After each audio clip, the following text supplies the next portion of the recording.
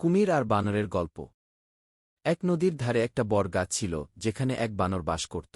সে সারাদিন ফল খেত, গাছের ডালে দুলত আর মজা করে কাটাত। নদীর মধ্যে থাকত এক কুমির। একদিন সে নদীর ধারে এসে বিশ্রাম নিচ্ছিল। বানর তাকে দেখে বলল, তুমি কি ক্ষুধার্ত? এসো, আমি তোমাকে কিছু ফল দিই। কুমির খুশি হয়ে বলল, তোমার মতো ভালো বন্ধু পেয়ে আমি ধন্য। এরপর থেকে প্রতিদিন বানর কুমিরকে ফল দিত।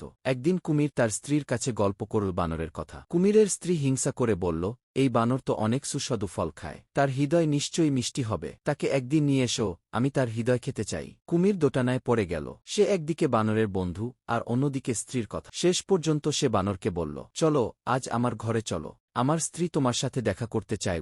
বানর রাজি হয়ে গেল। নদীর মাঝখানে পৌঁছেই কুমির সত্যি কথা বলল, আসলে আমার স্ত্রী তোমার হৃদয় খেতে চায়।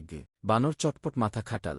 সে বলল, হায় হায়, আমি তো হৃদয় গাছে রেখে এসেছি, যদি বলতো সঙ্গে নিয়ে আসতাম। চলো ফিরে যাই।